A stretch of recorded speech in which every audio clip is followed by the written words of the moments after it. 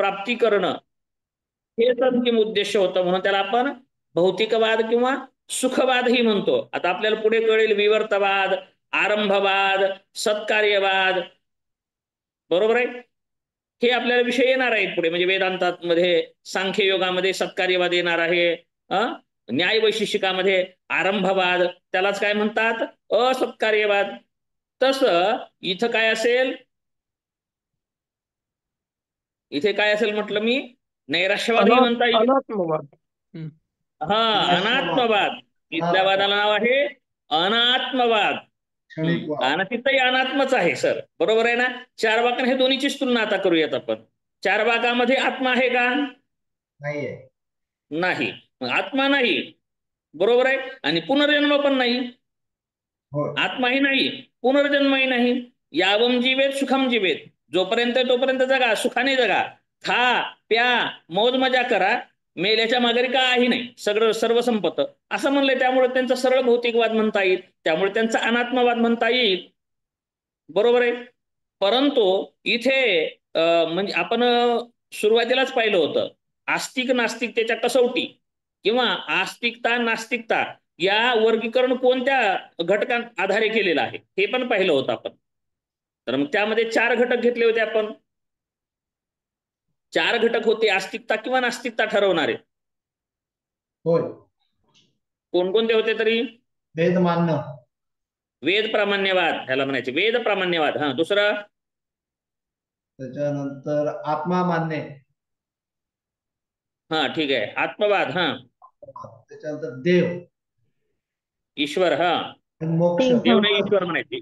आणि मोक्ष प्राप्ती, पुनर्जन्म किंवा, हा बरोबर आलं ना. हा ठीक आहे, वेद प्रमाण इत्यादी आलं.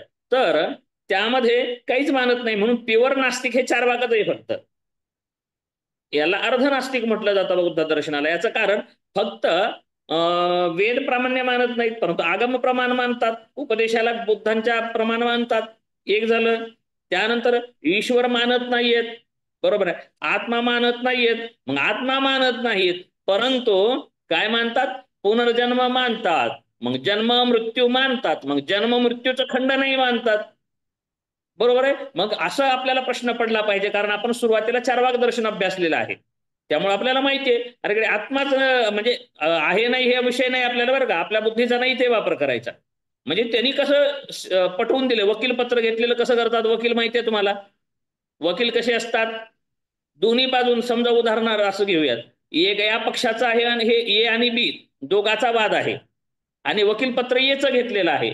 मग ते ए कसा चांगला आहे, बी कसा चुकीचा आहे हे सिद्ध करतात, बरोबर आहे. वकील पत्र एच घेतलंय म्हणून. मग उदाहरणार्थ आपण बोलू की अर्ध्यामधून असं झालं, आता ते एचं वकीलपत्र त्यांनी सोडलं आणि बी न वकीलपत्र दिलं त्यांना, यात त्याच वकिलाला. आता काय करेल, बीचं कसं ठीक आहे, एचं कसं अयोग्य आहे, हे तोच वकील हे सिद्ध करेल. आलं का लक्षात? म्हणजे पाठपुरावा करणं, त्या संबंधी काय करणं, तर्क युक्ती संगती लावणं, हा प्रकार असतो. तसं आपल्याला विचार करायचा आहे. आपण काय आहोत, साधक आहोत, आपण विचारक आहोत, तत्वचिंतक आहोत आपण.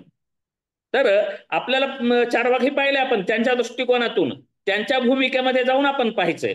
तर चारवाकांनी काहीच मानलं नाही, त्यामुळे ठीक आहे, त्यांच्यामध्ये काही विचार करण्यासारखी गोष्टच नाही, असं काही विचार विशेष करण्याची गोष्टच नाहीये. आत्माच नाही मानत, बरोबर आहे आत्मा, त्यांच्या मताने घ्या ना, आत्मा नाहीच मानत, मग त्यांनी दिले ना प्रमाण, आत्मा नाही मानत. मग हे चैतन्य कसं आहे, मग पाहिलंय आपण चैतन्य कसं आहे, मग आपण पाहिलं. मग चेतन नाही, आगंतुक आलेला आहे, त्यामुळं शरीर गेल्यानंतर चेतन तत्व आपोआपच जातं, चेतन तत्व मागे राहतच नाही, आत्मा नावाचं काही घटक जर राहत नाही, त्यामुळे ते पुनर्जन्म होत नाही, त्यामुळे ईश्वर वगैरे पारलोक इत्यादी गोष्टी नाहीयेत. तर इथे अनात्मवाद सिद्धांत आपण पाहिला, अन आत्म म्हणजे आत्मा नाही असं म्हणलं, परंतु पुनर्जन्म मानलेला आहे, बरोबर आहे. जन्म मृत्यू हे होतात मानलेला आहे.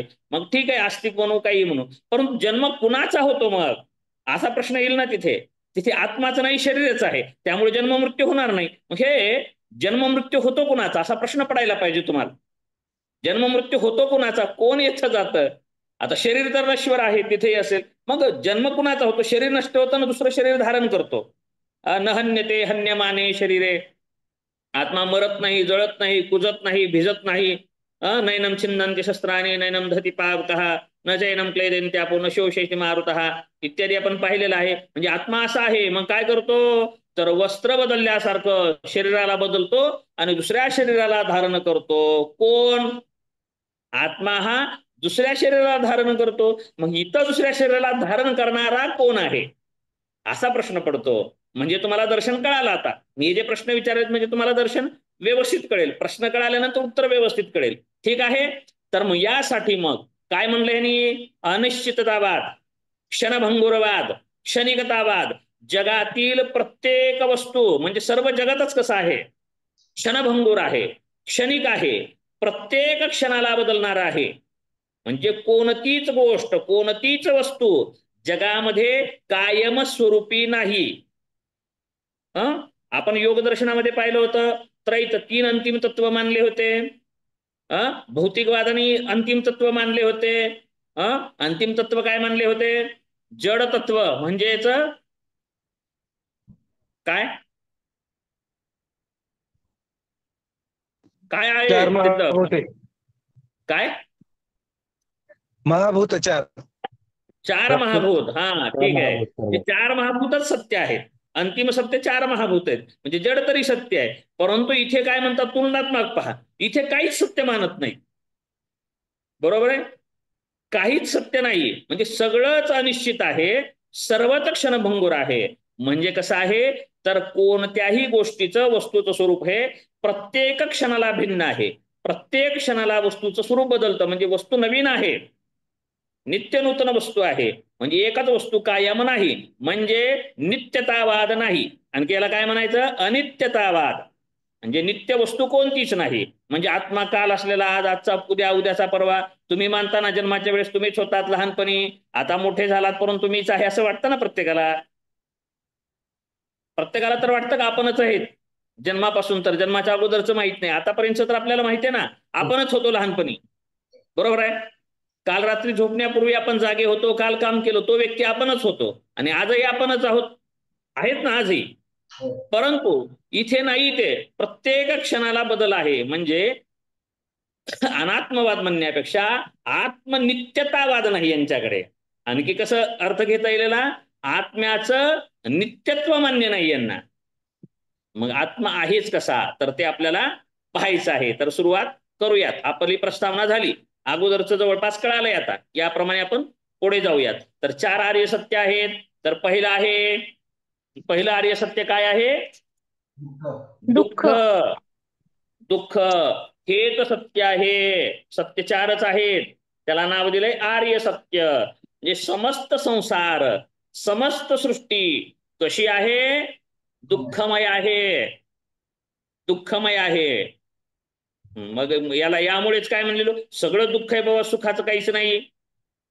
सुखात पाहता जवपाडे, दुःख पर्वता ओढे, असंही अभंग आहे.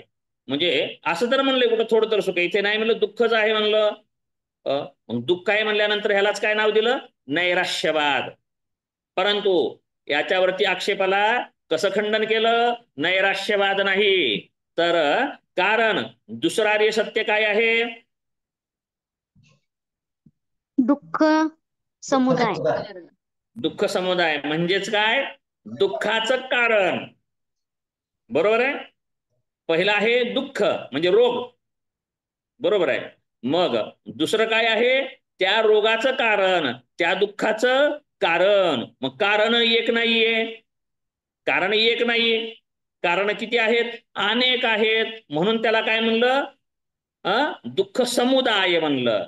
दुःख समुदाय म्हणलं म्हणजे दुःख होण्याच्या मागे सामुदायिक घटक. आपण म्हणू की कोणीही कारस्थान केलं, हे कोण कार्य केलं नाही, हो एकानं केलेलं नाही हे कार्य, सामूहिकरीतीने या कार्याला काय केलेलं आहे कपट कारस्थानाला हातभार लावलेला आहे. सगळ्यांनी एकत्रितरित्या केलेलं षडयंत्र आहे असं म्हणतो आपण. तसं हे दुःखाचं कारण एकत्रित नाही, तर दुःखाचा समुदाय आहे, दुःखाच्या कारणाचा समुदाय आहे. मग या अर्थाने आणखी आपण यालाच काय म्हणतो, मग 12 ठिकाण आहेत. ते समुदाय किती आहेत, 12 आहेत. म्हणून याला काय म्हणायचं, द्वादश निदान. लिहून घेतलं असेल तर राहू द्या आणि कसं घेतलं नसेल तर घ्या. म्हणजे या दुसऱ्या आर्य सत्यात काय येतं? दुःख समुदाय म्हणजे काय आहे तेच द्वादश निदान. द्वादश म्हणजे 12.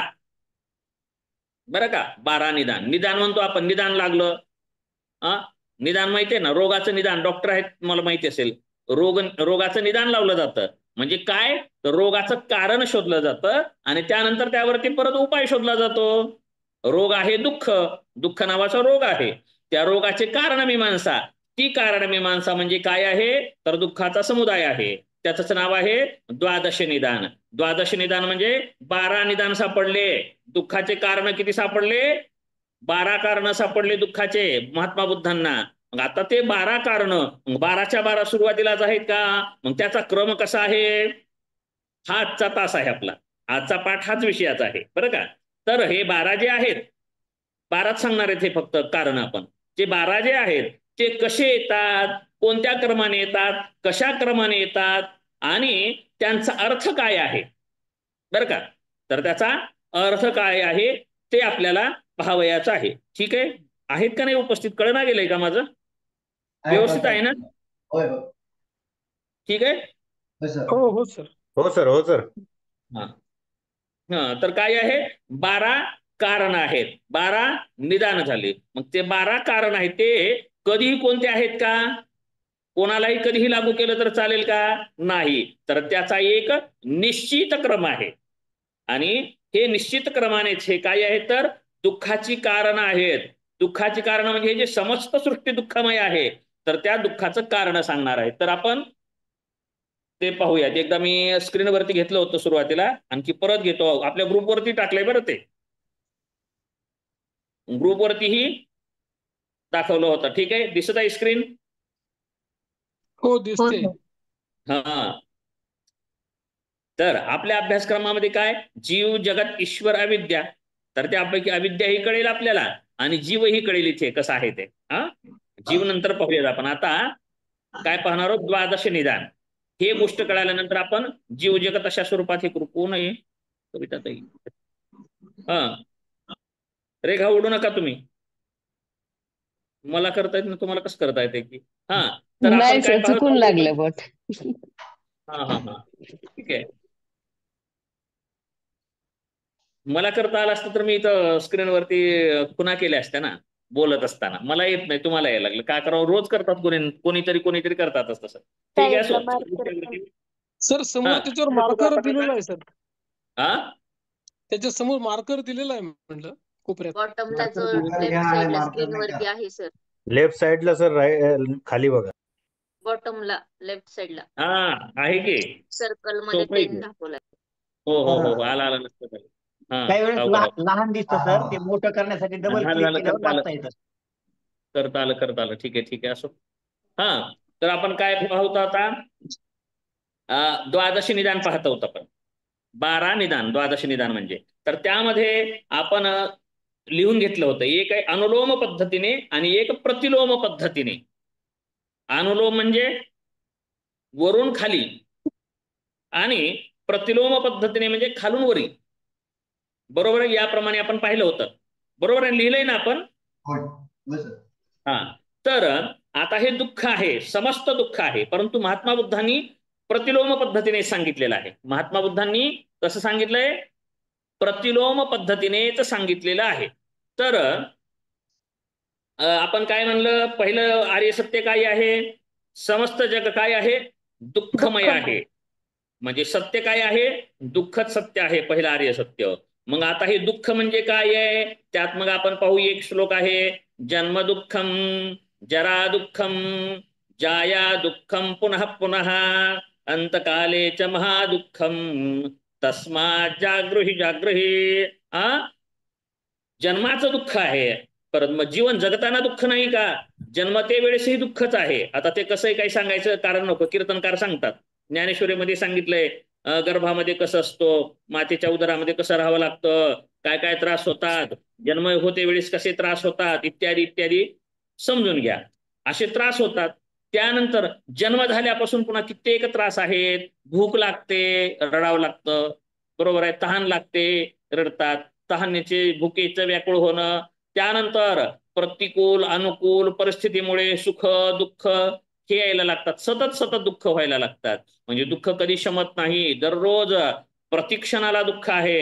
एका दुःखाचा आपण उपाय शोधला म्हणजे तात्पुरता उपाय बरं का, उपाय होत नाही. आपल्याला वाटतं की आपण दुःखावरती मार्ग काढलेला आहे, परंतु तो तात्पुरता असतो. म्हणून ते दुःख काही नष्ट होत नाही. दुःख वारंवार वारंवार येतच राहतं. परंतु व्यक्तीला कळत नाही की आपलं दुःख आहे. त्या दुःखालाच आपण सुख मानायला लागतो. त्याचं नाव अविद्या आहे. आपल्याला उलट जायचंय क्रमाने. तर जन्माचं दुःख आहे. त्यानंतर जन्म झाल्यानंतर अनेक क्षणाक्षणाला दुःख आहे. त्यानंतर पुन्हा दुःख कसं कसं येते तुम्ही पहा. सांख्य दर्शनामध्ये दुःख सांगितलेत बघा. आधी भौतिक, आधी दैविक आणि आध्यात्मिक. जगातील समस्त दुःखांना या तिन्ही श्रेणीमध्ये विभाजित केलेलं आहे. तर असं दुःख होतं. त्यानंतर मग मध्यकाळातही दुःख आहे. त्यानंतर शेवटचं महादुःख काय आहे, तर मृत्यूचं भय सतत आहे. चालत असताना आपण व्यवस्थित का चालतो? डाव्या बाजूने चालावे, उजव्या बाजूने चालावे, जे काय आहे ते काय आहे हो? अपघात होऊ नये. का होऊ नये? मृत्यूचं भय आहे. बरोबर आहे. अग्नीला आपण सुरक्षित राहतो का? मृत्यूचं भय आहे. म्हणजे दिवस रात्र या मृत्यूचं भय आहे. डॉक्टर का बरं आहे तो? होय, डॉक्टर काय आहे? इन्शुरन्स का करतो आपण? आरोग्य विमा का काढतो? काय कारण आहे? तर मृत्यूचं भय आहे. म्हणजे मृत्यू व्हायला नको आहे. मृत्यूला आपण टाळायला जातो, यासाठी आपण डॉक्टरकडे जातो. बरोबर. म्हणजे मृत्यूचं भय आहे, रोगाचं भय आहे, वृद्धत्वाचं भय आहे. म्हणजे सतत सतत भय आहेत. भयाने ग्रासलेले म्हणजे हे जीवन समस्त दुःखाने ग्रासलेलं आहे. मग हे दुःखाचं कारण काय आहे? मग ते कारण काय आहे, तर जरा मरण. दुःखाचं कारण काय आहे? पहिल्या आर्य सत्याचं कारणामध्ये जरा मरण हे कारण आहे. उलट जायचंय आपल्याला. दुःखाचं कारण काय आहे? जरा आणि मरण. जरा शब्दाचा अर्थ वृद्धत्व. नाही मग आता तारुण्याला काय, तर वृद्धत्व आपण पाहिलंय. कोणत्याही क्षणाला आपण परमनंट नाहीयेत, निश्चित नाहीयेत. प्रत्येक क्षणाला बदलत चाललेलं आहे. मरण हे प्रत्येक क्षणाक्षणाला होत आहे, हे आपण पाहिलं होतं. बरोबर आहे ना? याबाबत आपण चर्चा केली. शेवटच्या दिवशी मेला म्हणजे शेवटच्या दिवशी मरत नाही आपण, ज्या दिवशी मेलो ते. तर प्रत्येक क्षणाला आपण थोडं थोडं थोडं थोडं मृत होत चाललो आहोत. म्हणजे जरामरण सतत सोबत आहे. म्हणजे जरामरणाच्या कारणामुळे आपल्याला असमतोल होतो, दुःख होतं, रोग होतात, आजार होतात, मानसिक विकार होतात, मानसिक सुखदुःख होतात, हर्ष इत्यादी इत्यादी, विरह, मिलन, विरहामुळे सुद्धा दुःख होते. ते मानसिक किंवा शारीरिक कोणत्याही कारणानं दुःख होतात. तर त्या दुःखाचं कारण म्हणजे जरामरण आहे. ठीक आहे. आपण इथे 12व्या कारणापाशी आपण आलो. उलट जायचंय. 12वं कारण काय झालं फिक्स आपलं? जरामरण हे समस्त दुःखाचं कारण आहे. म्हणजे दुःखाचं मूळच जरामरण आहे. म्हणजे काय आहे? जन्ममरण हेच दुःख आहे. ठीक आहे. आता हे जरामरण जे आहे, आपला जन्म हा वार्धक्य, मृत्यू आणि रोग यामुळे काय बनतो आहे? दुःखमय बनतोय. कशा कशामुळे? वार्धक्य म्हणजे वृद्धत्वामुळे, रोगामुळे आणि मृत्यूमुळे काय बनत आहे? दुःखमय बनत आहे. मग ते दुःखमयतेचं कारण काय आहे मग? तर त्याचं नाव आहे 11वं कारण. 11वं कारण काय आहे? जाती. 11वं कारण काय आहे? जाती. ही जाती काय आहे? तर आपणास दुःख भोगावे लागते, कारण आपण जन्माला येतो. दुःख का बरं दुःख भोगतो आपण? आपण जन्माला आलेलो आहोत. म्हणजे जाती शब्दाचा अर्थ आहे जन्म चक्र, सतत जन्माला येणं. बरं का? जन्माला येणं हे दुःखाचं मूळ आहे. बरं का? इथे ही वस्तू प्राप्त झाली म्हणून दुःखाचं आहे असा अर्थ नाही. पैसा नाही म्हणून दुःख आहे. म्हणजे पैसा आल्यानंतर दुःख होईल. बरोबर आहे. शारीरिक व्याधी आहेत म्हणून दुःख आहे. शारीरिक व्याधी नाही झाल्या किंवा शारीरिक व्याधी दूर केल्या तरी सुख होतं, हा गैरसमज आहे. म्हणजे दुःख कधीच सोडत नाही. तर कारण काय? तर जन्म हे कारण आहे त्याचं. बरं का? जन्म हे कारण आहे. जन्माचं नाव काय आहे? जाती. त्यानंतर ह्या जन्माला कारण काय आहे मग? जन्म मृत्यूचं जे चक्र आहे आपलं, त्या जन्म मृत्यूच्या चक्राला परत परत परत परत पुनरपि जननम पुनरपि मरणम पुनरपि जननी जठरे शयनम ये संसारे बहु खलु दुस्तारे कृपया पारे पाहि मुरारे भज गोविंदम भज गोविंदम गोविंदम भज मूढमते. आदिशंकराचार्य महाराज सांगतात हे सतत दुःख आहे बरं का. बालस्तावत क्रीडासक्ता तरुणस्तावत तरुण विरक्ता वृद्धस्तावत चिंतामग्न परे ब्रह्मणी कोपेन लग्न इत्यादी अनेक दुःख आहेत. ठीक आहे चला. तर काय ह्याचं कारण काय आहे तर जन्म. आता या जन्माच्या मागचं कारण काय आहे तर त्याच्या मागचं कारण आहे भव. भव म्हणजे काय तर मी जन्माला येतो कारण मी या जगात असतो. असणे भव म्हणजे असणे. भवती भवामी भविष्यती म्हणजे भव म्हणजे असणे. संस्कृतमध्ये भव शब्दाचा अर्थ असणे असा होतो. भव म्हणजे असणे. कुठे असणे या जगात असणे म्हणजे आपण आहोत ना जगामध्ये ते असणे हे कारण. विस्ताराने आपण परत पाहू एकदा चक्र पूर्ण करतो. भव जरा मरणाला कारण आहे जाती. जाती म्हणजे जन्म. जन्माला कारण काय आहे असणे म्हणजे या जगामध्ये असणं हे कारण आहे. आता ह्या जगात आपल्याला असण्याला कारण काय आहे तर मी या जगात असतो कारण मला या जगाविषयीची काय आहे आसक्ती आहे. आसक्ती आहे म्हणजे प्रेम वाटते म्हणजे उपादान. भवाचं कारण काय आहे उपादान. उपादान म्हणजे सामुग्री वस्तू आवडतात. परत एकदा विश्लेषण आपण व्यवस्थित करू. एकदा सांगून घेतो परत एकदा विश्लेषण करूया. तर याला कारण काय आहे उपादान म्हणजे या जगातील वस्तूविषयी प्रेम वाटते आसक्ती वाटते आवड वाटते. या कारणाने भव आहे. भवाचं कारण आहे उपादान. आता या उपादानाचं कारण काय आहे तर तृष्णा म्हणजे मी जगतो कारण मला अनेक इच्छा व वासना आहेत. म्हणजे हे आहे आणि त्या काय वस्तू आवडतात. असतो का बर वस्तूंची आवड आहे वासना आहे म्हणून. पण या वस्तूची आवड का बर आहे तर मला तृष्णा आहे. तृष्णा म्हणजे वासना आहे. वासना काय आहे 8 नंबरचं वासना झालं. आता वासनेला कारण तृष्णेला कारण काय आहे तर वेदना. वेदना म्हणजे दुःखाचा अर्थ नाही घ्यायचा इथे. वेदना म्हणजे संवेदना. वेदना म्हणजे संवेदना किंवा वेदना किंवा जाणीव. वेदना म्हणजे काय जाणीव. मला इच्छा होतात कारण मला काय आहे संवेदन. म्हणजे संवेदन म्हणजे कळतं. चांगला सुगंध आला छान वाटलं. वाईट आला नको नको खराब वाटलं. प्रतिकूल वेदनियम दुःखम अनुकूल वेदनियम पुढके सर आहेत का सुखम. सुखम अनुकूल वेदनीयम सुखम. इथे सूत्र पण सांगणार आहे मी बरं का. अनुकूल वेदनियम अनुकूलता वाटतो त्याविषयी सुख वाटतं म्हणजे आपलं काय संवेदना तिथे ठीक आहे बरोबर आहे. मऊ गादी असली काय वाटतं छान आहे बरोबर आहे. संवेदना त्वचेची संवेदना बरोबर. डोळ्याची संवेदना म्हणजे डोळ्यालाही प्रतिकूल आवडत नाही अनुकूल आवडतं. म्हणजे काय म्हणायचं याला संवेदन म्हणजे जाणीव. याला काय नाव आहे जाणीव म्हणजे संवेदन म्हणजेच काय वेदना. वेदना कशाला कारण आहे वेदना तृष्णा. तृष्णेला कारण काय आहे वेदना.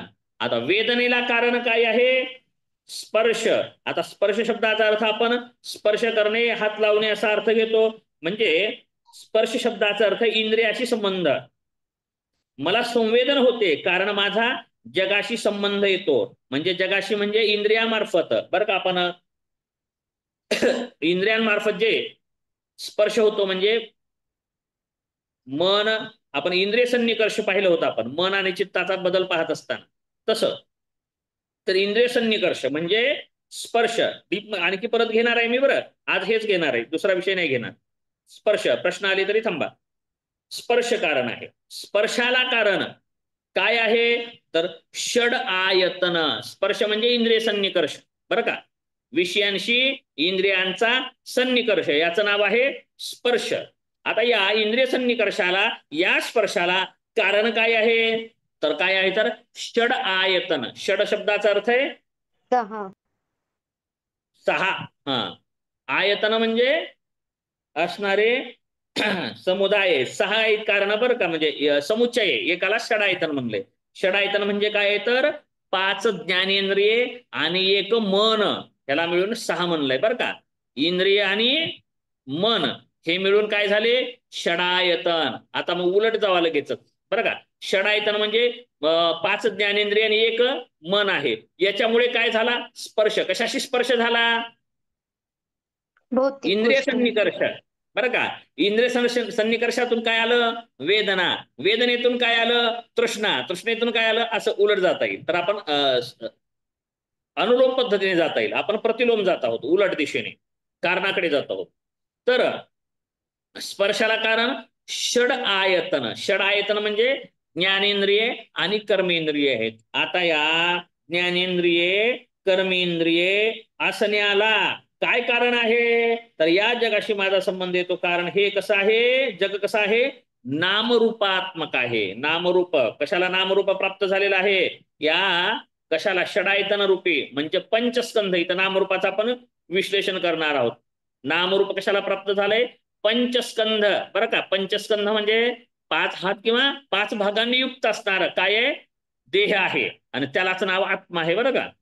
असं म्हणतात इथे. ते कोण?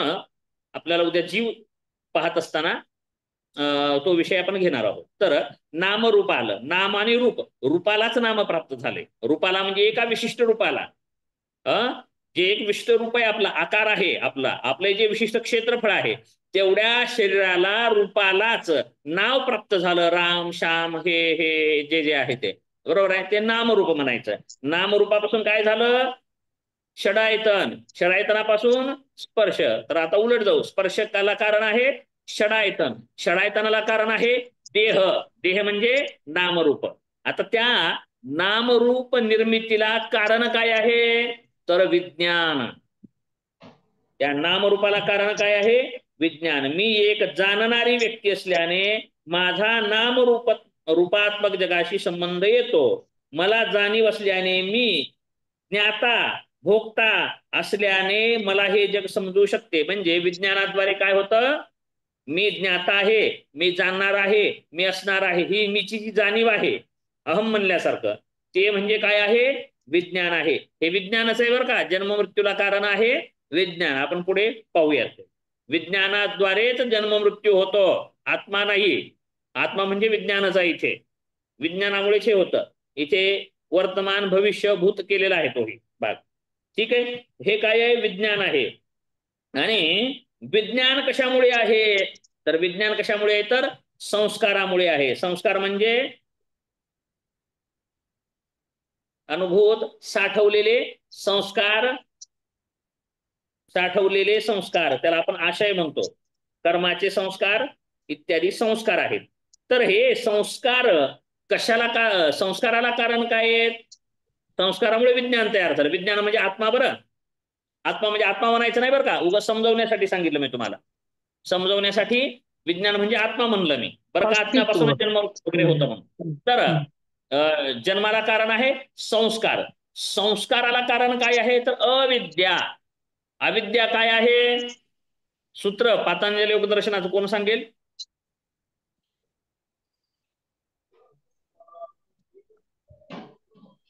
अविद्या क्लेश आहे सर. अनित्या अचिती दुःखा अनात्मसो शुची सुखात्म ख्यातीर अविद्या. बरोबर आहे ना? का चुकलं सूत्र? अनित्या अशुची अशुची दुःख अन आत्मसो, त्यालाच सुख नित्य शुची सुख आत्म ख्यातीर अविद्या. म्हणजे अनित्याला नित्य समजणे, दुःखाला सुख समजणे, हेच म्हणजे अविद्या आहे. आणि ह्या अविद्येमुळेच काय निर्माण झाले? संस्कार तयार झाले. संस्कारामुळे विज्ञान तयार झालं. विज्ञानामुळे नामरूप तयार झालं. नामरूपापासून षडायतन निर्माण झाले. षडायतनापासून स्पर्श, स्पर्शापासून वेदना, वेदनेपासून तृष्णा, तृष्णेपासून उपादान, उपादानापासून भव, भवापासून जाती, जातीपासून जरामरण. म्हणजे हे 12 दुःखाचे कारण आहेत. आता या 12 कारणांचं विभाजन करूयात, वर्गीकरण करूयात. तर वर्तमान काळात जो देह आहे, ऐकत आहेत का? वर्तमान काळात आता जो आपला देह विद्यमान आहे, बरं का, तर या देहाशी संबंधित किती आहेत? तर 8 आहेत. 12 कारणापैकी 8 कारण हे विद्यमान शरीरामध्ये आहेत. आता विद्यमान जन्मामध्ये आहेत, म्हणजे वर्तमान काळात आहेत. कुठून कुठपर्यंत? कोणी सांगा. विज्ञानापासून भवपर्यंत. छान. विज्ञानापासून भवपर्यंत हे वर्तमान काळाचा आहे. विज्ञान म्हणजे हे विज्ञानामुळे जन्म आहे चालू आपला. हे जे आपल्याकडे जाणीव आहे मीपणाची ते म्हणजे विज्ञान होय. तर विज्ञानापासून नामरूप इत्यादी भवापर्यंत झालं हे वर्तमान काळातील. आणि या भवामुळे भविष्य काळामधील जन्म मरण ठरणार आहे. कशामुळे? जाती आणि जरामरण हे काय आहेत? भविष्यकालीन पुढच्या जन्माला घालण्याचं कारण ठरतात, पुढील जन्माला देतात. आणि मागील भूतकाळामध्ये काय आहेत? अविद्या. भूतकाळातील संस्कार, भूतकाळातील अविद्या. या कारणामुळे अविद्येमुळे संस्कार, संस्कारामुळे हा विद्यमान जन्म झाला. आणि हे विद्यमान जन्म कुठून सुरू झाला? विज्ञानापासून भवापर्यंत. भवानंतर जाती आणि जन्म मरण हे पुढील जन्माला कारण आहे. आणि या जन्माला कारण काय आहे? संस्कार. संस्कार अविद्या. हे या आताच्या जन्माचं कारण मागचे झाले, म्हणजे भूतकाळात झाले. आणि विज्ञानापासून भावापर्यंत वर्तमान जन्मामध्ये झाले. आणि पुढील जन्माला कारण जाती जरामरण आहे. आणि याद्वारेच मग जन्म मृत्यू सतत चालू राहतो. मग ते आपल्याला आणखी कळालेलं नाही. मला कळालेलं आहे की आणखी काहीच कळालं नाही बरं का. काहीच कळालेलं नाही. क्रमाने कळेल आपल्याला. आपल्याला 4 भागासारखंच थोडस व्यवस्थित घ्यायचं आहे. तर त्यामुळे कळेलच. कळाल्याशिवाय मी पुढे जाणार नाही. कारण परीक्षा खूप दूर आहेत बरं का. परीक्षा दूर गेलेल्या आहेत. त्यामुळं तत्वज्ञान समजवल्याशिवाय सोडणार नाही. तर आपण काय पाहत होतो बघा, 12 जे निदान आहेत, 12 निदानाचं आपण थोडं विश्लेषण करूयात.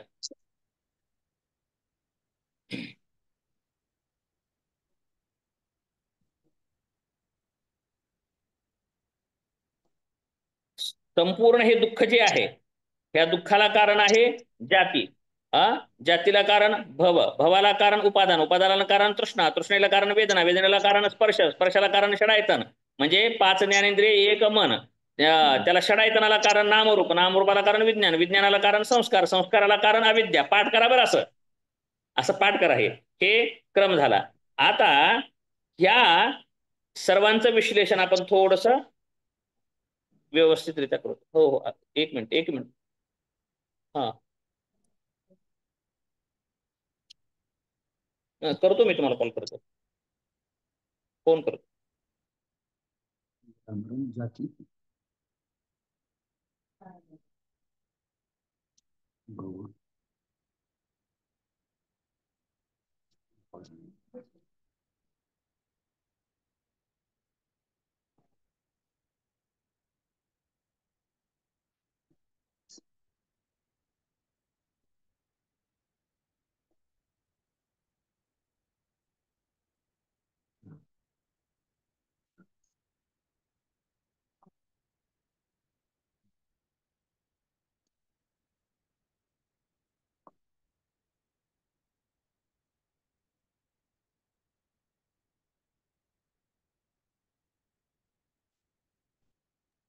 ठीक आहे. आपण उलट जायचं का समजवत एक एक विषय प्रतिलोम यायचं का अनुलोम यायचं?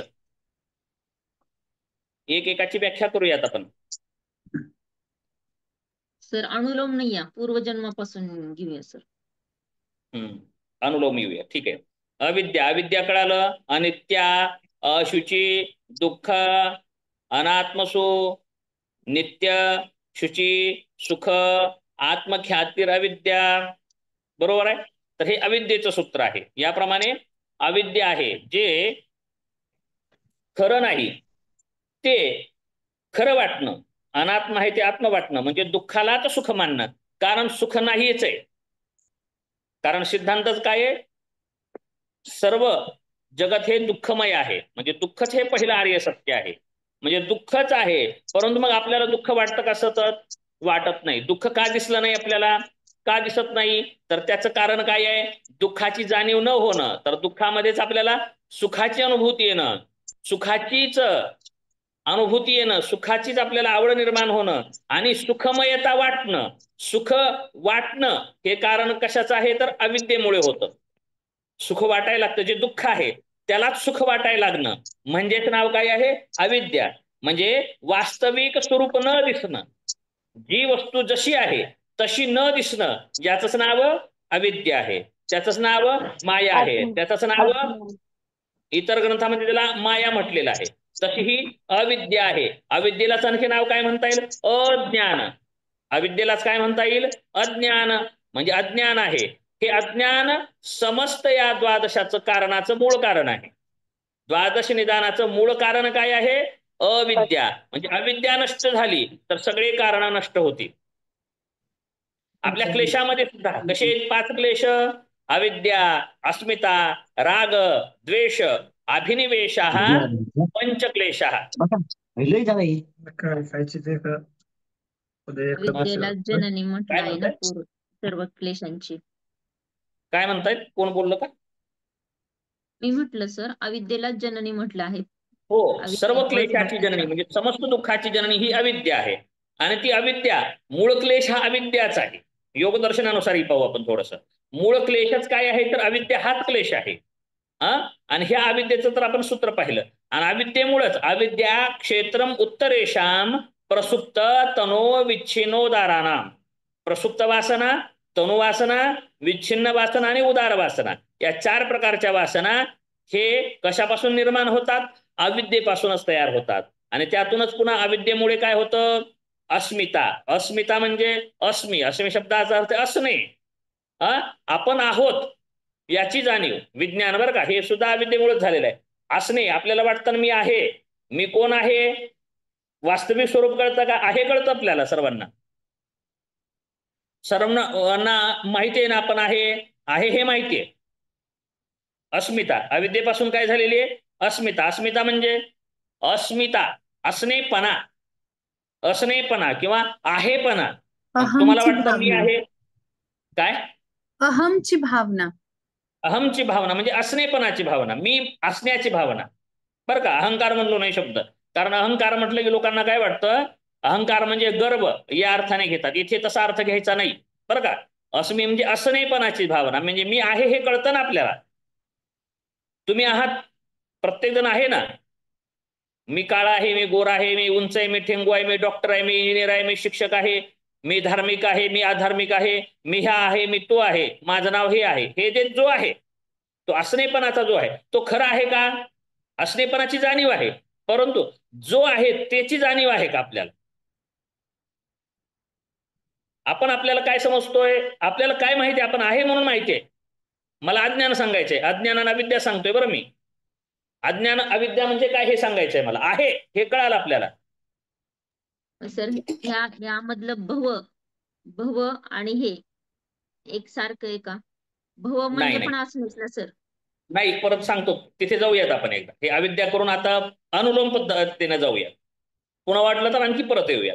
तर कुठं चालू होता? असणेपणाची जाणीव आहे परंतु अज्ञानानेच आहे. असणेपणाची जाणीव आहे परंतु काय असणेपणाची आहे? मी ब्रह्म आहे जाणीव आहे का? मी आत्मा आहे याची जाणीव आहे का? आत्मा कसं हे माहिती आहे का? नाही. आपण आहोत ते जाणीव आहे का? आपण जो खरेच आहोत ते आहे हे कळालंय का? जो आहे ते कळालेलं नाही. आपण जो नाही ते कळालेलं आहे. आपण देह आहोत हेच कळतं आपल्याला. आपल्याला अस्मिता आहे, अस्मी म्हणजे असणे पण आहे, पण कोण आहे? मी माणूस आहे. बरोबर आहे, माणूस आहे. जास्तीत नाही डॉक्टर इंजिनियर हे ते शरीर रूप नाही म्हणतात, पण मी माणूस आहे. मानसाने मानसाशी मानसा समवागणे म्हणतो. माणुसकी आहे का? म्हणजे माणूस म्हणतो म्हणजे आपल्याला वाटतं मी शान आहे. माणूस तर आहे का कशावरनं? ते पण खरं आहे का? नाही. कुठे होतो मग? अगोदर कुठे होते, नंतर कुठं? म्हणजे हे पण अज्ञानच आहे. अज्ञानामुळे आपण काय आहो म्हणावं तर आपण सांगा, आता विचार करा या गोष्टीवरती. काय आहेत हे वाटेल आपल्याला. अंतिम जावं आपण, शेवटी काय आहोत हे सांगा बरं. मग म्हणे आत्मा आहे मी. कुणी कुणी तर अहम ब्रह्मास्मी म्हणेल, उग म्हणेल, माहिती नाही आपल्याला. अहम ब्रह्मास्मी सहज म्हणतात लोक सध्या, सहज सुलभ झालंय वाक्य. वाटतं का आपल्याला ब्रह्म? माहिती आहे का ब्रह्म कसं आहे? ऐकलंय, वाचलेलं आहे, कुणी कुणी सांगितलेलं आहे. मग आपल्याला जाणीव आहे का त्या स्नेपणाची? मी ब्रह्म आहे, मी व्यापक आहे, सच्चिद आनंद रूप आहे. असंगोहम असंगोहम असंगोहम पुनः पुनः सच्चिदानंद रूपोहम अहमेवा अहमव्यय. मी असंग आहे, मी असंग आहे, मी निसंग आहे आणि सतत सतत निसंगच आहे. कधीच लिप्त झालो नव्हतो मी या संसाराला, सतत निसंग आहे. आणि मी माझ्यासारखाच आहे, कारण एकमेवा अद्वितीय ब्रह्म आहे. कारण दुसरं सांगायला वस्तूच नाही यासारखी. त्यामुळे मी कसं आहे? अहमेवा अहमव्यय, मी माझ्यासारखाच आहे. असं कळालंय का? नाही. मग इथूनच सर्व चक्र सुरू झालं. म्हणजे असणेपणाची जाणीव, अस्मिता सुद्धा अविद्येपासूनच निर्माण झाली. म्हणजे अज्ञानातूनच आहेपणाची जाणीव आहे. आहेपणाची जाणीव आहे, मी अडाणी नाही, मला जाणीव आहे, मला कळतंय, मी वेडा नाही. आपण पागल म्हणतो, वेडा कुणाला म्हणतो? कुठे बसतो, कुठे वागतो, वेगळं वागतो, विचित्र वागतो, त्याला आपण वेडा म्हणतो. त्याला काय जाणीव नाही हो, त्याला काय कळायला लागलं बिचारायला, वेडा आहे ते. मग आपण शहाणे आहोत का? आपल्याला बी खरी जाणीव नाही. बरोबर आहे. वेड्यामध्ये आणखी तो वेडा झालेला आहे वेगळा, परंतु आपणही वेडेच आहोत, म्हणजे अज्ञान आहे. अज्ञानाचं कारण आहे अविद्या. अविद्या आणि अज्ञान एकच आहे. त्यामुळे अस्मिता तयार झाली. अस्मिता सुद्धा अज्ञानापासून झाली. अस्मिता म्हणजे असणेपणा ही जाणीव अज्ञानामुळे आहे. पुढं चला, त्याच्या पुढचं काय आहे? अविद्या, अस्मिता. राग. राग म्हणजे आपुलकी, आवड, सुखानुशयी राग. हा जिथे सुखाची अनुभूती येते, जिथे सुख वाटतं, बरं का, आणि त्याला काय म्हणायचं? राग. म्हणजे आपुलकी आपल्याला वाटते. आता सांगितलं मी, सुगंध आवडतो, दुर्गंध आवडत नाही. फॅन आवडतो, स्पर्श वाऱ्याचा चांगला वाटतो, गरमी चांगली वाटत नाही. कारण काय? तर अनुकूल वेदनियम सुखम, प्रतिकूल वेदनियम दुःखम. म्हणजे काय आहे ते? राग म्हणजे काय? सुखानुशयी, सुखाचा आश्रय घेणारा, सुखपूर्वकता जिथे मनाला वाटते तिथं आश्रय घेतं, म्हणजे ते राग आहे. मग राग ही खरा आहे का? तोही अज्ञानातून आलेला आहे. म्हणजे आपल्याला काय आवडतं हे घ्या आता उदाहरण. आता जसं अस्मिता घेतलं, अस्मिता सुद्धा अज्ञानापासून आले. तसं राग म्हणजे आपलेपणा, जे आवडतं काय आवडतं? हे आवडतं बाबा. ती आवड खरी आहे का? ती वस्तू खरी आहे का? नाही. म्हणजे ते सुद्धा अज्ञानातून आहे. चला फास्ट घेऊया पुढं. राग सुद्धा अविद्येतूनच आलेला आहे. अस्मिता सुद्धा अविद्येतूनच आलेली आहे. अविद्या, अस्मिता, राग. द्वेष. द्वेष म्हणजे मला हे आवडत नाही, मला या गोष्टीचं, ह्या व्यक्तीचं तोंडही बघा वाटत नाही. का द्वेष का बरं आहे? प्रतिकूल वेदनियम दुःखम. किंवा तिथे द्वेष आहे, ते आवडत नाही म्हणून द्वेष आहे. तर ते सुद्धा, द्वेष सुद्धा कसा आहे? अज्ञानातूनच आलेला आहे. राग, द्वेष. अभिनिवेश. अभिनिवेश म्हणजे मृत्यूचे भय. मृत्यूचे भय हे सांगायचं. मृत्यूचं भय, मृत्यूची भीती. सगळे द्वादश निदान सुद्धा एकसारखे वाटायला लागतात बरं का. तुम्ही म्हणलात ते बरोबर आहे. खूप गोष्टी एकसारख्या वाटतील, म्हणूनच मी हे पण सांगतोय. अविद्या, अस्मिता हे सांगतोय ना, सगळे एकच वाटेल, सगळे एकसारखं वाटणार आहे, म्हणून थोडा थोडा भेद आहे याच्यामध्ये. म्हणून एकमेकाशी साखळी येते गुंफलेली, एकमेकाला साखळी आहे, म्हणून थोडा थोडा बदल आहे. एकदम कसा बदल होत जाईल. ठीक आहे. काय म्हणत होतो आपण? अभिनिवेश. अभिनिवेश म्हणजे मृत्यूचं भय. म्हणजे मृत्यूचं भय काय आहे? मृत्यू होतो का? मग मृत्यू अगोदर झाला नाही का? मृत्यू होतो तर कुणाचा होतो माहितीये का? नाही. मृत्यू कुणाचा होतो माहितीये का? नाही. आपल्याला माहिती नाही. मृत्यूचं स्वरूप माहितीये का? नाही. मृत्यूचा वास्तविक अर्थ, परिणाम माहितीये का? नाही माहिती. तरी पण मृत्यूचं भय, म्हणजे मृत्यूचं भय कशातून आहे?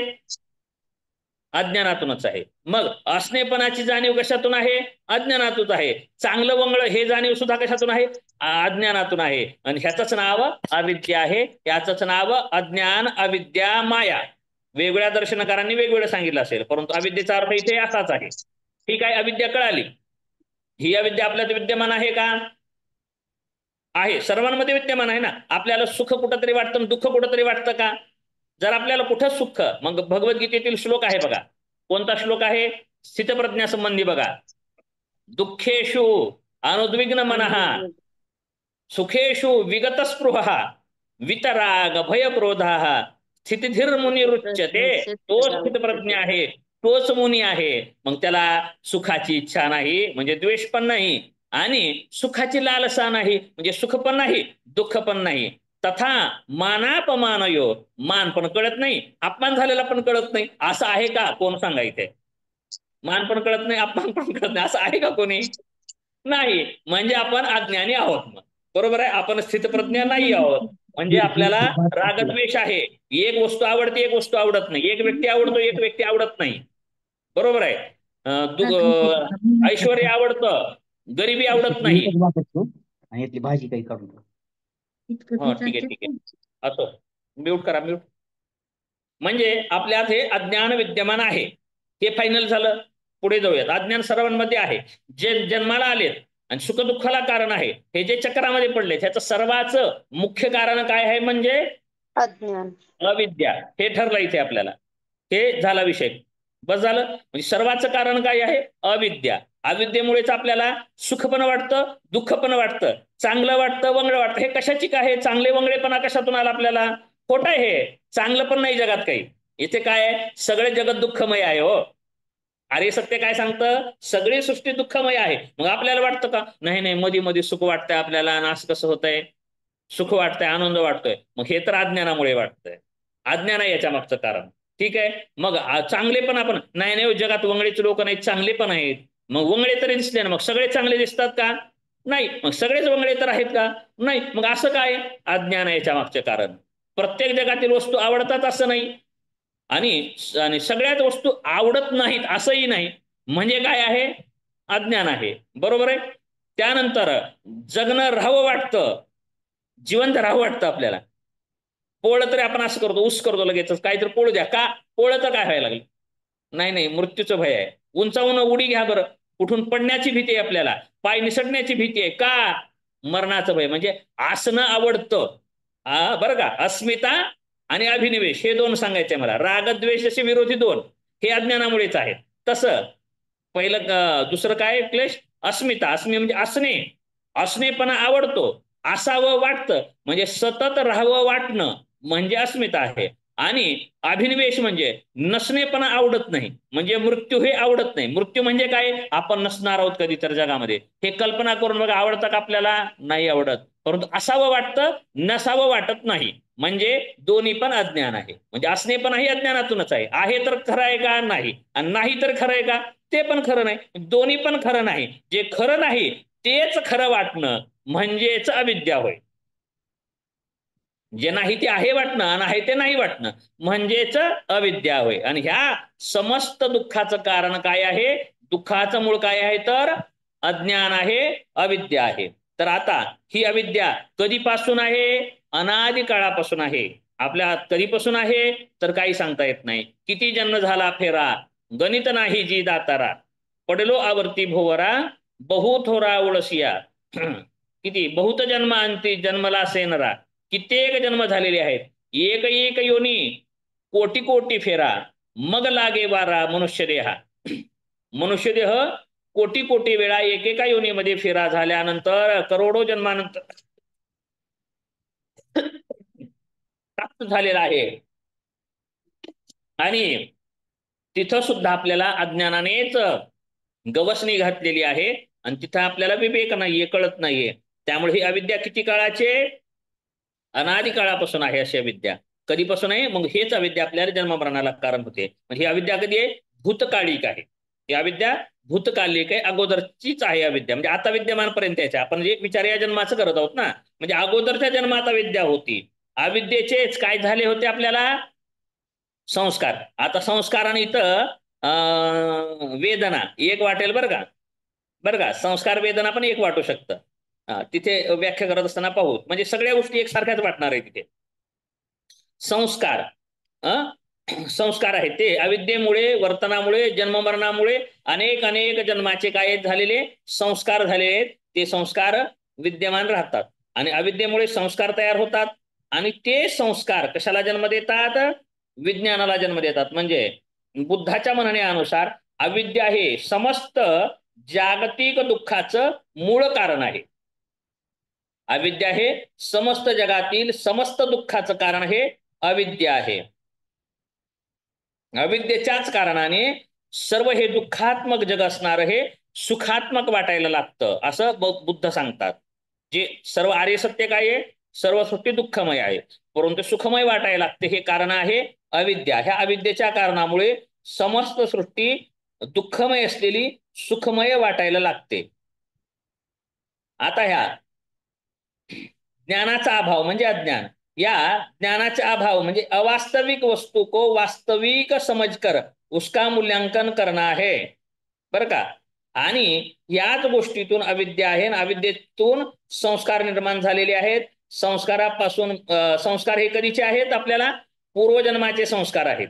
हे संस्कार जे आहे भूतकालिक आहेत. संस्कार कधीचे आहेत, पूर्वजन्माचे आहेत. आपल्याला जे आता ह्या विद्यमान जन्मामध्ये काही गोष्टी आवडतात, आवडीचं म्हणजे सुखानुशयी रागा, ह्याचं कारण काय आहे, संस्कार. आवडतं हेही संस्कार, आपल्यावरती संस्कार झालेले आहेत.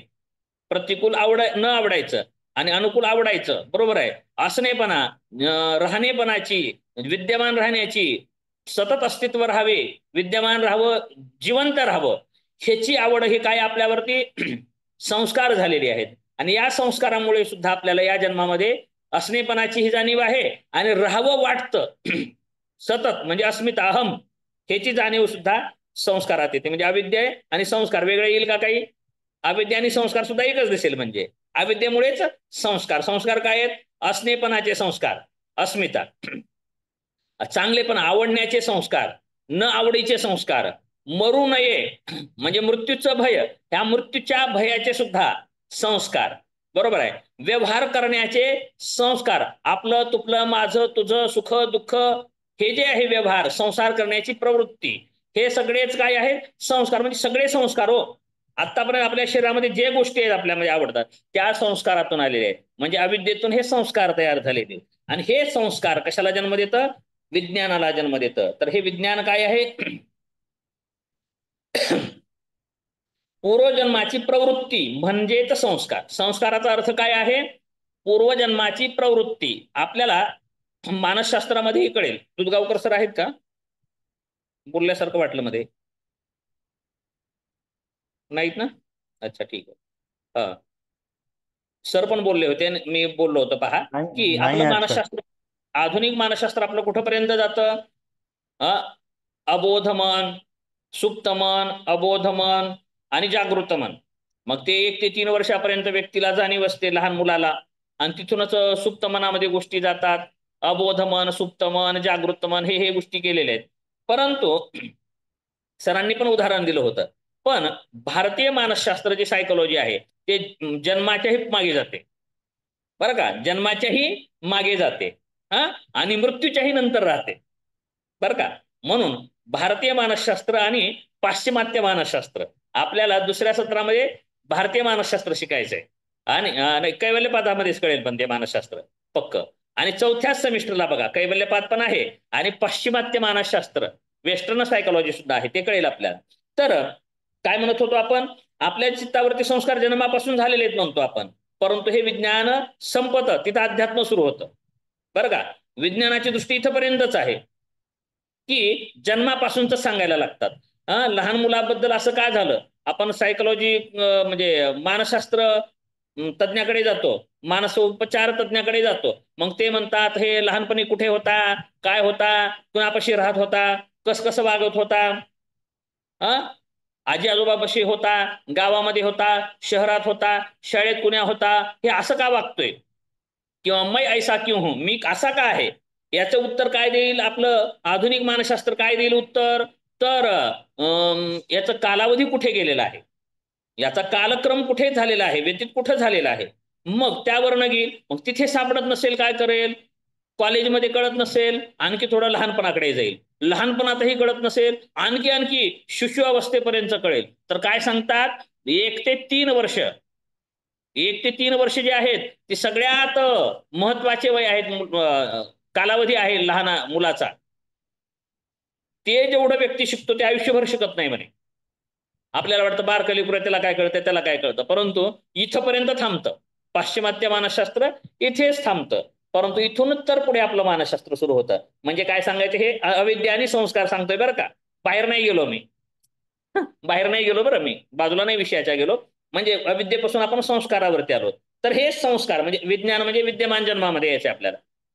विज्ञान काय आहे? ह्या विद्यमान जन्मामध्ये आहे सुरू. जन्माचं म्हणजे ह्या विज्ञान आहे या जन्मामध्ये आपल्या बरोबर आहे.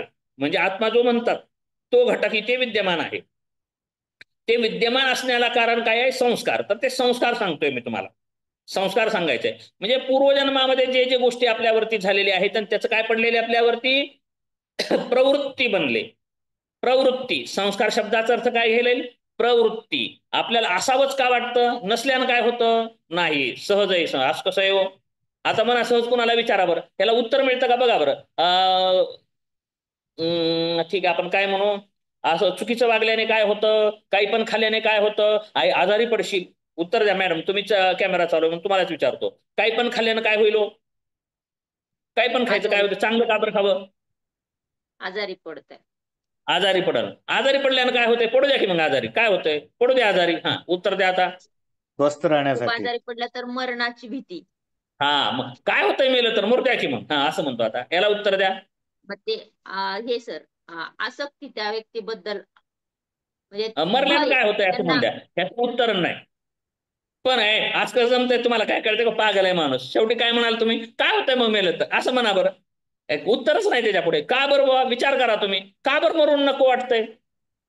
मेलो होतो तुम्ही कधी. संस्कार सांगायचंय मला बरं. कळालं असेल तर ठीक आहे. काय म्हणतोय काय याचं उत्तर द्या मला. मरावं का वाटत नाही. कारण असणं असावं वाटतंय ना सर.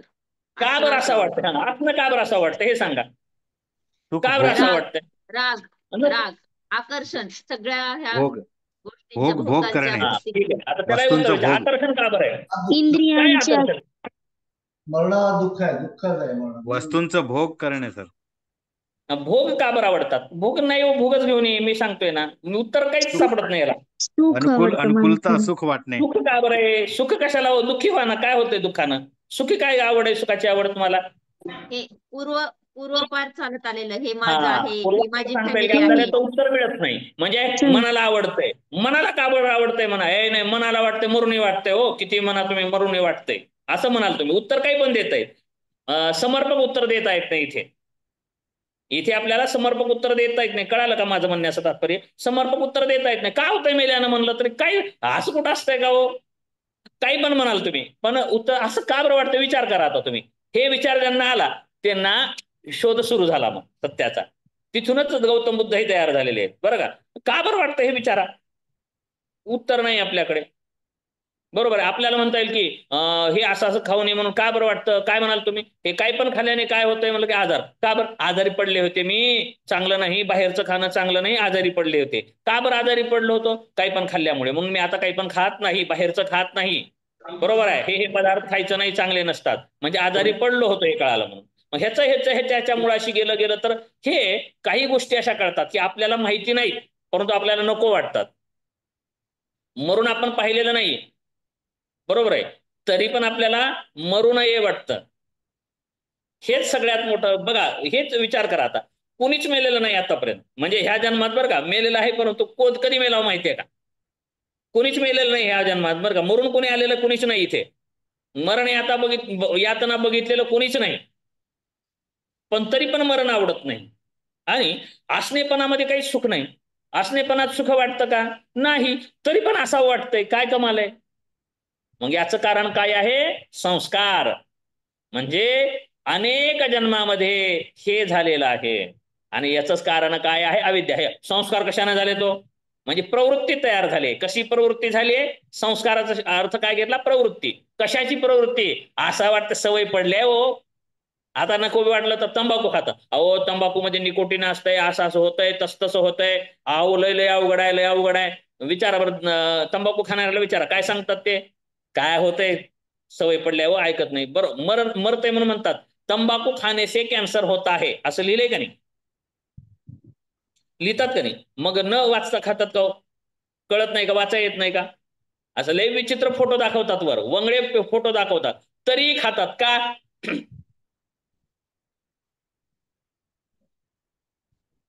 सवय संस्कार सवय झाली ती. सवय म्हणजे संस्कार. उत्तर घ्यायचंय मला बरं का. म्हणजे काय पडले सवय पडले. कळतंय पण वळत नाही. जाऊ द्या उद्यापासून सोडून. बरं दारू पिणाऱ्याला विचारा. दारू त्याला माहित नाही का दारूमुळे नुकसान होतं म्हणून. माहित नाही का माहिती तरी पण पितो का सवय पडली. मग ते सवय मोडण्यासाठी आपण काय करतो कुठे कुठे औषधोपचार करतात. नाही ते समुपदेशनाकडला नेतात. व्यसनमुक्ती केंद्रात नेतात. ते सवय मोडायला जावं लागतं. कारण ते काय पडली आहे सवय कधीपासून पडली आहे. 1 वर्ष 2 वर्ष 3 वर्ष 4 वर्ष 5 वर्ष 10 वर्ष 15 वर्ष 20 वर्ष तर सवय मोडत नाही. म्हणजे काय इथे प्रवृत्ती झालेली आहे तयार आहे. नाही प्यावंच वाटतंय. वेळ झाली की पोटात दुखायला लागतंय डोकं दुखायला लागतंय. चहाची प्रवृत्ती. चहा पिणाऱ्याला विचारा. जांभळ्या देतात आंबगड्या देतात का. चहाची वेळ झाली बाबा का काय होते चहा न प्या. तर प्रवृत्ती झालेली म्हणजे संस्कार. नाही हो शरीर ऐकत नाही. आता तुम्ही म्हणता बा आपण नाही भागत बा जाऊ द्या कसं का मरणार लवकर मरू द्या आम्ही पण खाऊन पिऊन मेलेलं बरोबर असं म्हणतात. परंतु काय झालं हे प्रवृत्ती झालेली आहे.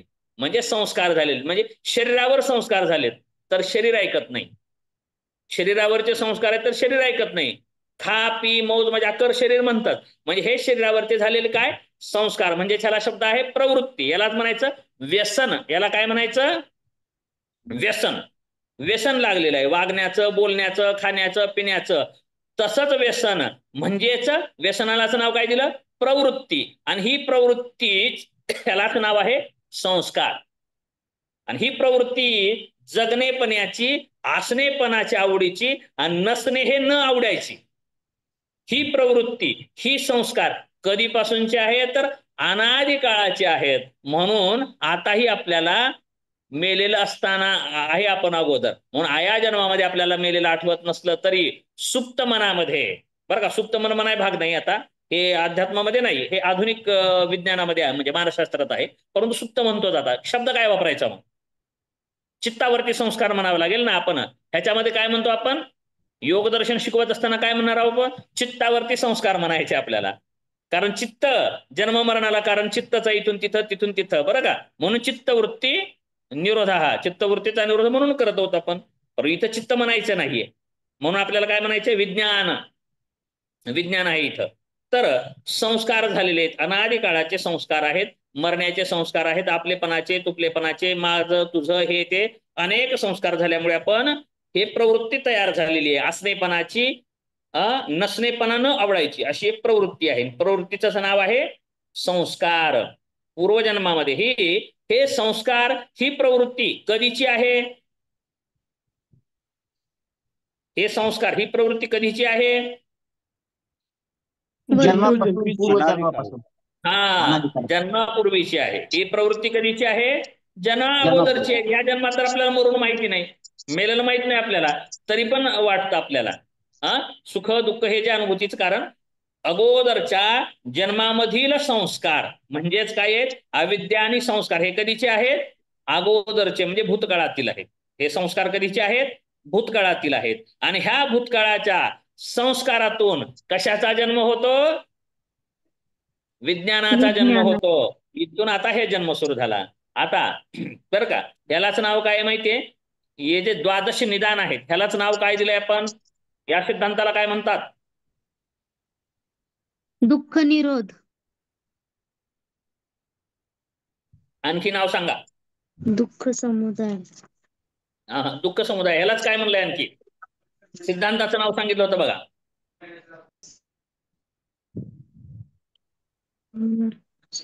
प्रतिलोम, अनुलोम प्रतिलोम, प्रतीत्य समुत्पाद. हेच पाहिजे. प्रतीत्य समुत्पाद.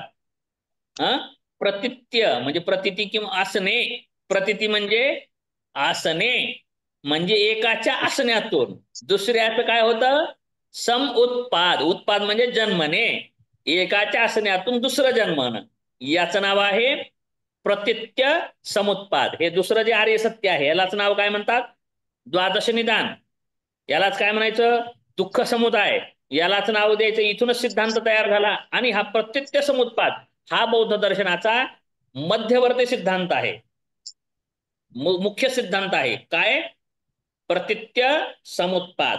प्रतीत्य काय आहे अविद्या, त्यापासून समुत्पाद काय आहे अविद्येपासून समुत्पाद काय झालं प्रतीत्य अविद्या, समुत्पाद काय आहे संस्कार. संस्कार. आता संस्कार काय आहे प्रतीत्य, त्या संस्कारापासून समुत्पाद काय असेल विज्ञान. हे प्रतीत्य समुत्पाद कळालं ना, एकाच्या असण्यातून दुसरं जन्मतं, दुसऱ्यापासून तिसरं, तिसऱ्यापासून चौथं, हे असे 12 प्रतीत्य समुत्पादालाच मिळून काय म्हणले आहे द्वादश निदान. आलं लक्षात, दोन्ही सिद्धांताचा अर्थ कळाला आता. परंतु आता ही अविद्या अनादी काळाची आहे, आणि अविद्या अनादी काळातून अज्ञानामुळे संस्कार झालेले आहेत. आणि हे संस्कार अनादी काळाचे जे संस्कार आहेत ते संस्कार म्हणजे आता गेल्या जन्माचे अगोदरच्या जन्माचे संस्कार. त्या संस्कारातून कशाचा जन्म होतो विज्ञानाचा जन्म होतो. आता हे विज्ञान काय आहे हे आपण पाहूया. आता विज्ञानामुळेच शिशूच्या मनाचा विकास होतो लहानपणी. आता आपण या जन्मामध्ये यायचंय बरं का, आपण मानसशास्त्र सांगितलं ना, इथून पुढचं हे दोन आहेत संस्कार आणि अविद्या. हे अगोदरच्या जन्माचे सांगत आहोत. आता जन्माच्या इकडचं पाहूयात आपण. जन्म झाल्यापासूनच. बरोबर आहे. जन्म झाला म्हणजे काय झाला, कशाचा जन्म झाला? विज्ञानामुळे जन्म होतो. बरं का. हे विज्ञान काय हे पण आपल्याला पाहिजे. मी सांगितलं होतं पहा की पाणी नदीमध्ये तिथलं पाणी म्हणतो आपण, पण पाणी त्या ठिकाणी राहत नाही. म्हणजे प्रत्येक क्षणाला वेगळं आहे. तसं आत्मा ही प्रत्येक क्षणाला भिन्न आहे असं म्हणलेलं आहे. हे सुरुवातीलाच बोललो होतं पहा मी. तर ते विज्ञानामुळे. मग असाच तर जन्म कसं होऊ शकतो बाबा? तर ते कारण त्याला विज्ञान आहे. विज्ञानामुळे जन्म मृत्यू होतो. तर आता विज्ञान म्हणजे हे जन्मामध्ये विद्यमान झाला. ह्या जन्मामध्ये काय आलं आता सध्या? विज्ञान. आणि ह्या विज्ञानामुळे जन्म झालेला आहे. जन्माला कारण काय आहे? विज्ञान. आणि या विज्ञानामुळे नवजात शिशु नवजात शिशु म्हणजे जन्मलेलं बाळ, आता नवीन जे बाळ आहे शिशु, त्याच्या मनाचा विकास होतो. आता मनाचा विकास कुठून सुरू होतो? या विज्ञानापासून सुरू होतो. बरं का. मनाचा विकास कुठून सुरू होतो? विज्ञानापासून. आता इथं नामरूपन षडायतन एकच वाटतं बरं का. सगळेच एकसारखंच वाटणार आहे. नामरूप कशाला आहे? त्या षडायतनालाच नाही. षडायतन म्हणजेच नामरूप आहे असंही होईल, आणि नामरूप म्हणजेच विज्ञान आहे असं होईल. ते सगळे एकसारखं वाटणार आहे. आपल्याला पाहता येईल. परत परत वाचन केलं तर तुम्हाला कळेल. तर काय सांगत होतो? विज्ञान. या विज्ञानापासून नवजात शिशुमध्ये काय निर्माण होतं? मनाचा विकास होतो. मन म्हणजे सुद्धा इथं अंतिम तत्व नाही. तसं मन एक काय आहे? इंद्रिय आहे. मन नावाचे एक काय आहे? इंद्रिय आहे. मानसशास्त्र म्हणलो ना मी आताच तुम्हाला. मानसशास्त्र. म्हणून आपल्याला मानसशास्त्रामध्ये जर आपल्याला काउन्सिलिंग करायचं आहे, जर आपल्याला सायकोलॉजी पाहायची आहे, अभ्यास करायचा आहे किंवा समजवायचंय, तर मानसोपचार तज्ज्ञ व्हायचंय, तर यासाठी आपल्याला निवळ मनाचा म्हणजे पाश्चिमात्य दृष्टिकोनातून अभ्यास नाही चालणार. तर आपल्याला जैन दर्शन, बौद्ध दर्शन, चार्वाक दर्शन, योग दर्शन इत्यादी सर्व दर्शनांसह अभ्यास आधुनिक मानसशास्त्राचा करावा लागेल. तेव्हा आपल्याला व्यक्ती कळेल. आपल्याला व्यक्ती काय आहे आणि व्यक्तिमत्व काय आहे, व्यक्तिमत्व आहे काय हे कळेल. आणि हे व्यक्तिमत्व असं का झालं? बरोबर आहे. हे व्यक्तिमत्व असं का आहे हे असं आपल्याला समजून येईल. हे व्यक्तिमत्व तयार होतं म्हणजे मनापासूनच व्यक्ती तयार होतो. तर मन कशापासून तयार झालं? विज्ञानापासून मन तयार व्हायला लागतं. मन नावाचे इंद्रिय. बरं का. म्हणजे काय झालंय मग? सुरुवातीला कशाचा जन्म झालाय? विज्ञान आहे. म्हणजे संस्कारातून काय झालेले तयार? विज्ञान तयार झालेले. पूर्वजन्माच्या संस्कारातून विज्ञान तयार झालेले. हे विज्ञान काय आहे आपण पाहूयात आणखी परत. मग हे विज्ञान तयार झालं. आणि हे विज्ञान हे कसं आहे माहितीये का? पंचस्कंधात्मक. म्हणजे आपल्याला जीव आत्मा पाहायचंय ना, त्यावेळेस अभ्यासता येईल आपल्याला. आत्मा म्हणजे काय, जीव काय हे पाहायचंय. तिथे आपल्याला पंचस्कंधात्मक आत्मा म्हणजेच हे जे जन्म होतं, आत्मा कशाला म्हणलं इथं? 5 स्कंध असणाऱ्याला म्हटलेलं आहे. तर ते काय आहे? पंचस्कंधात्मक आत्मा म्हणजेच काय आहे? विज्ञान. त्याला आत्मा म्हणलं नाही, त्याला म्हणलं काय? विज्ञान. म्हणजे ह्या जन्मातून ह्या जन्मात आलं काय? विज्ञान आलं. बरं का. जन्म कशामुळे झालेला आहे? विज्ञानामुळे. आत्म्यामुळे नाही, कारण इथं अनात्मवाद आहे. तर हे विज्ञान जन्माला आलं. ह्या विज्ञानामुळे काय झालं? मनाचा विकास झाला, मन तयार झालं. आता या मनातूनच मग काय झालं? शरीर तयार झालं. मन आणि काय झालं? शरीर तयार झालं. शरीर संपूर्ण हे शरीर. मग ह्यालाच काय नाव द्यायचं? पंचस्कंद. पंचस्कंद. नामरूप. नामरूप म्हणजे कशाला नामरूप आहे? ह्या रूपालाच नाम आलेलं आहे. जे नाव दिलंय आपण ते रूप तयार झालं. नाव आणि रूप एवढ्या क्षेत्राला, म्हणजे इतकं रूप म्हणजे एवढं नाही. हे शरीर जे आहे त्याला रूप आहे. हे एवढं एक आकारमान आहे, एवढं क्षेत्रफळ आहे याचं. आकार जो आहे, आकार म्हणजे रूप. त्या रूपालाच आपण नाम दिलं. म्हणजे आकार रूप कशापासून तयार झालं? विज्ञानापासून तयार झालं. विज्ञानापासून मन तयार झालं. मन म्हणजेच नामरूप. त्यापासूनच मनाचा विकास होतो म्हणला आपण. परंतु मन आपण षडायतना मध्ये घेतलेला आहे. विज्ञानापासून शरीर तयार झालं. म्हणजे हे स्थूल शरीर. बरं.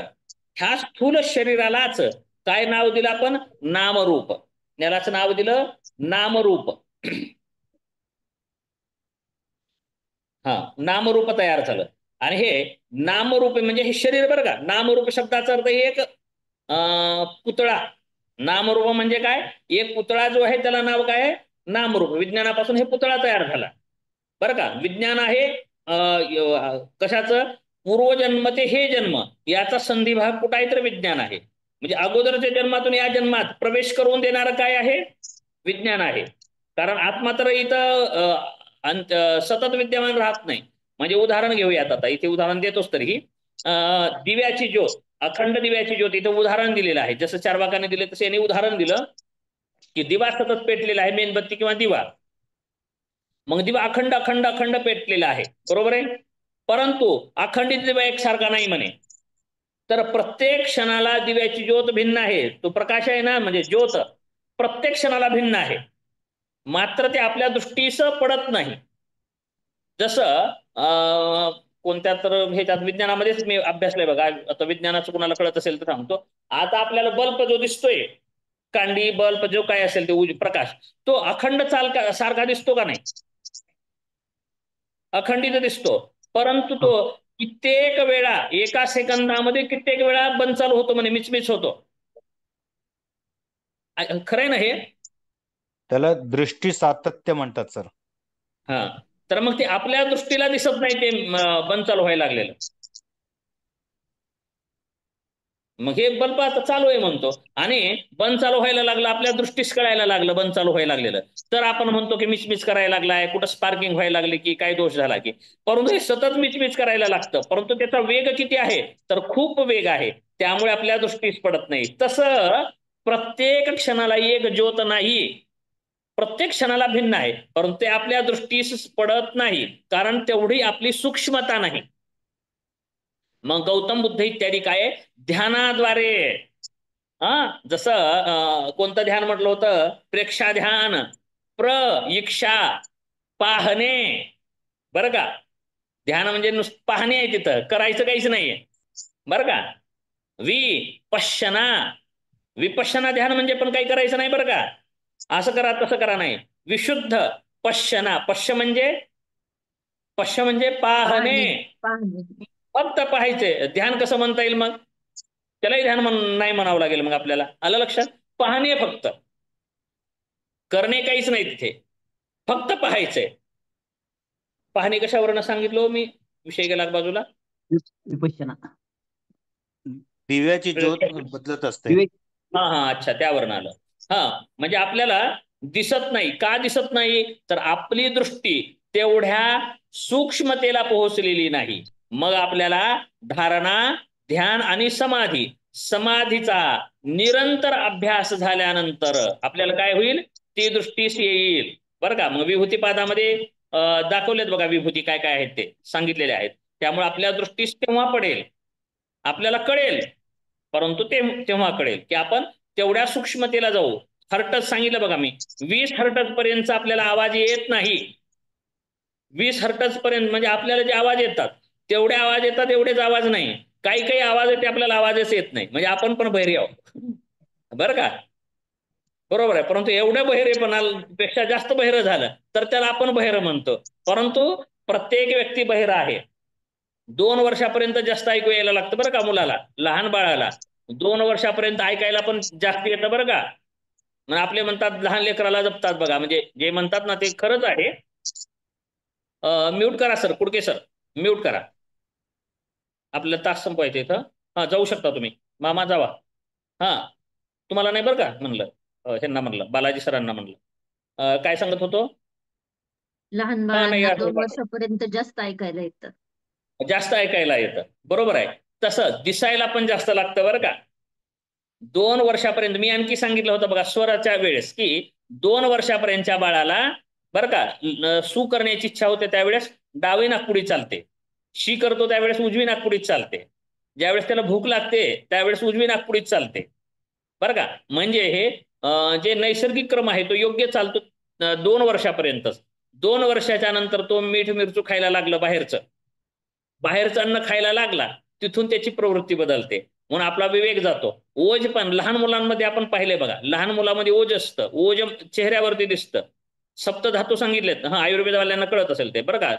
7 धातू नंतर 8वा धातू काय म्हणलाय? ओज धातू मानलेला आहे, बरोबर आहे. तर ते ओज चेहऱ्यावरती दिसतं, वाणीद्वारे दिसतं. म्हणून लहान मुलाची माया कोणाला पण येते बघा, उगाच माया येते. चुकीचं वागलं, बोबडं बोललं तरी मया करतात, आणि मोठ्यानं चांगलंही वागलं तर मया येतच नाही, प्रेम वाटतच नाही, ओज नष्ट झालं त्याच्यामधलं. आलं का लक्षात?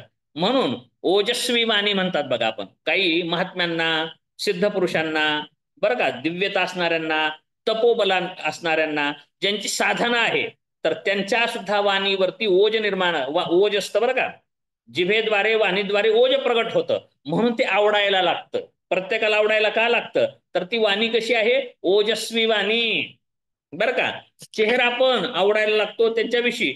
परस्पर लोक सुद्धा चांगला विचार करायला लागतात, परस्पर न बघता सुद्धा त्या व्यक्तीबद्दल चांगला विचार का होतो? तर ते व्यक्तीचं जीवनच ओजस्वी बनलेलं आहे, बरं का. ओजस्वी काय ते आपण पाहूयात कधीतरी. ओज कसं निर्माण केलं पाहिजे, ओज कसं असतं, कुठं असतं, काय असतं, म्हणजे स्थूल अर्थाने कसं आहे आणि आध्यात्मिक अर्थानं ओज कसं आहे, आणि आध्यात्मिकतेमध्ये आध्यात्मिकता वाढवण्यासाठी या ओजाचा उपयोग कसा होतो ते आपण पाहू नंतर ज्या त्या प्रसंगाला. तर काय होतं आपला विषय? ओजस्वी असतो ते. तसं म्हणजे तिथेही काही दिसतंय असं नाही बरं का माझा अर्थ म्हणण्याचा, सूक्ष्मता सांगतोय. हे व्यावहारिक ध्वनी सुद्धा आपल्याला काही आहेत, ते भौतिक ध्वनी सुद्धा आपल्याला ऐकायला येत नाही, बरं का. 20 हर्टज ते 20,000 हर्टज इथपर्यंतचेच ध्वनी आपल्या कानाला, ह्या श्रवणेंद्रियाला ऐकायला येतात. परंतु ते उलट टांगलेलं काय असतंय? पक्षी असतो एक काहीतरी, वटवाघूळ. हा, ते हासा ध्वनी निर्माण करतो म्हणे. परत उंदराबद्दलही वाचले बरं का मी विज्ञानामध्ये. काही चुकलं असेल तर समजून घ्या, कारण मी विज्ञान सांगत नाही इथे. फिजिक्स, केमिस्ट्री, बायोलॉजी हे मी नाही सांगत. मी आर्ट्सचा विद्यार्थी आहे, कला शाखेचा आहे विद्यार्थी. त्यामुळे फिलिंग समजून घ्या, भावना समजून घ्या, मला काय सांगायचंय, बरं का. चुकलं असेल जशाला तसे येण्याच्या पेक्षा नाही. तर उंदराबद्दलही म्हणतात बरं का, हे ध्वनी निर्माण करतात म्हणजे 2 प्राणी, उंदीर आणि वटवाघूळ. हे याच्या पुढचे ध्वनी, अलीकडचे ध्वनी निर्माण करतात, ते आपल्याला ऐकायला येत नाही. म्हणजे मग कोल्हटकरांच्या विभूती पादामध्ये सांगितलंय बरं का त्यांनी, की दूरचं दिसणं, दूरचं ऐकायला येणं, हे सिद्धी सांगितलंय. हे मानवदेहाला शक्य आहे का? तर श्वानाबद्दलही आलंय तिथे विषय. कुत्र्याला काय लांबचं वासाद्वारे त्याला कळायला लागतं, आपल्याला कळतं का? श्वान पथक असतं बघा, गुन्हेगाराला शोधतं का नाही? मग माणूस लय विकसित प्राणी आहे म्हणतात. होय, माणूस विकसित आहे का? यंत्रसामुग्री विकसित केलंय माणसाने, बरं का. शरीर विकसित नाही केलं, शरीर नष्ट केलंय आणि यंत्र विकसित केलंय माणसाने. शरीरामध्ये माणसाच्या नाही फारसं सामर्थ्य, एक सामर्थ्य कमी झालेलं आहे. आपल्याला वासाद्वारे कळतं का कोण कुठे? विकास केलाय सर, भौतिकवादाचा विकास झालाय सर. अलोक आध्यात्मिकतेकडे, म्हणजे भौतिक सृष्टीकडून यायचं शरीरावरती, शरीरावरून कुठे जायचं? मनाकडे, मनाकडून जायचं बुद्धीकडे, चित्ताकडे, ह्या बुद्धीकडूनही कुठे जायचं? मी या तत्वाकडे, आत्मतत्वाकडे, पुरुष तत्वाकडे. यालाच नाव अध्यात्म आहे, याच नाव अध्यात्म आहे. पूजा पाठ देवधर्म नाही, अध्यात्म. ठीक आहे. जिथं या तत्वाचा अभ्यास केला जातो त्यालाच तत्वज्ञान म्हणायचं, त्यालाच म्हणायचं अध्यात्मशास्त्र. ठीक आहे. तर कुठपर्यंत आलो होतो? विज्ञान. विज्ञानापासून हे शरीर तयार झालं, त्या शरीराला नामरूप म्हणतात. आणि या नामरूपापासून काय झालं तयार? प्रतीत्य, समुत्पाद. प्रतीत्य काय आहे? नामरूप. या प्रतीत्यापासून समुत्पाद काय असेल? तर षड आयतन. षड आयतन म्हणजे 5 ज्ञानेंद्रिये, डोळे, कान, नाक, जीभ आणि त्वचा. झाले ना? झाले अवयव. हे 5 अवयव झाले ज्ञानेंद्रिय. आणि मन एक, ह्याला म्हणायचं 6, म्हणजेच षड आयतन, म्हणजे षडायतन. या षडायतनामुळे काय होतं? थांबायचं का? मी 8ला संपवतो करेक्ट म्हणलं होतं, लक्षात नाही राहिलं मला.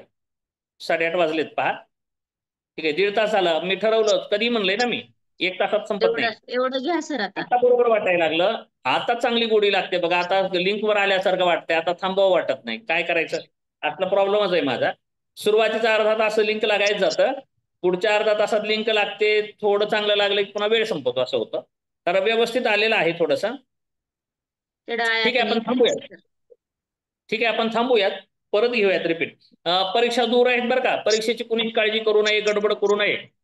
साधारण कधी? साधारण कधी आहे सर? डिसेंबर एंडला असेल. हा, मग ठीक आहे. कारण 14 डिसेंबरला सर असाइनमेंटची पण वेळ वाढवून द्या सर, म्हणजे आम्हाला अजून व्यवस्थित कळेल. परीक्षेच्या 20 दिवसांनी अगोदर, जेव्हा परीक्षा असेल तेव्हा, जेव्हा परीक्षा आहे त्या परीक्षेच्या अगोदर 20 दिवस. आता मला पण डाळिंबे सरांसारखं खूप वेळ घ्यावा लागणार आहे. मी हो. ठरवलं आताच म्हणलं होतं इथं मामांना म्हणलं